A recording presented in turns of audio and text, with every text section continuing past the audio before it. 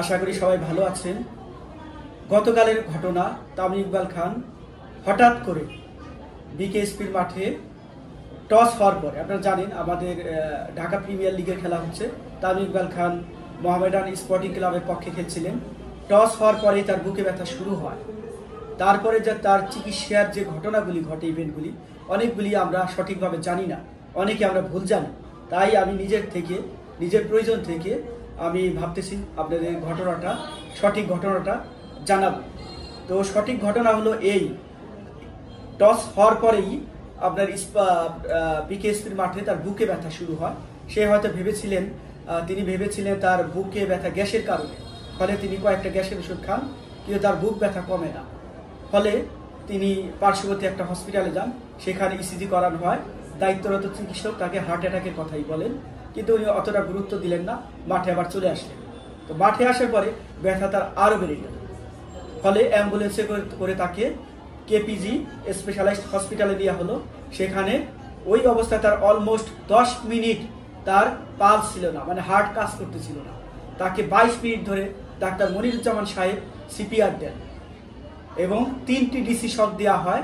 3টি ডিসি শক দেওয়ার পরে ওনার অবস্থা কিছুটা উন্নতি হয়। এইদিকে ঢাকাতে তাকে এয়ার অ্যাম্বুলেন্সের জন্য খবর দেওয়া হয়, যাতে ঢাকায় নিয়ে তাকে উন্নত চিকিৎসায় দেওয়া যায়। এবং তার অবস্থা এতটা খারাপ ছিল যে তাকে এয়ার অ্যাম্বুলেন্সে উঠানোর মতো অবস্থা ছিল না।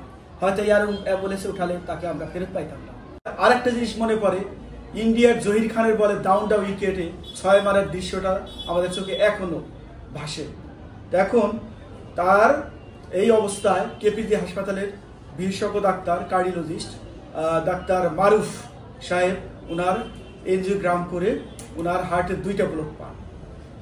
মেইন যে একটা আর্টারি, সেখানে তার ব্লক থাকে। লেফট করোনারি আর্টারির মেইন ব্রাঞ্চ সেটা হলো লেফট অ্যান্টেরিয়র ডিসেন্ডিং আর্টারি, যেটা লেফট ভেন্ট্রিকলের 50% সাপ্লাই দেন এই আর্টারি। এটা খুবই দামি আর্টারি, আমাদের হার্টের সবচেয়ে ইম্পর্টেন্ট আর্টারি। এই আর্টারি যদি ব্লক হয় তাতে সিভিয়ার ম্যাসিভ হার্ট অ্যাটাক হবে অথবা তার মৃত্যু হবে।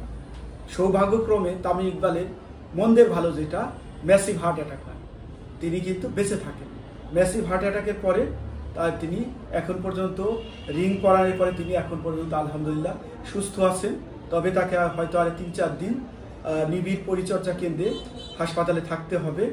তবে এখন কথা হলো, এই রিং পরানোর পরে তামিম ইকবাল ভবিষ্যতে খেলতে পারবেন কি পারবেন না, এটা জানতে হলে পরবর্তী ভিডিও দেখবেন।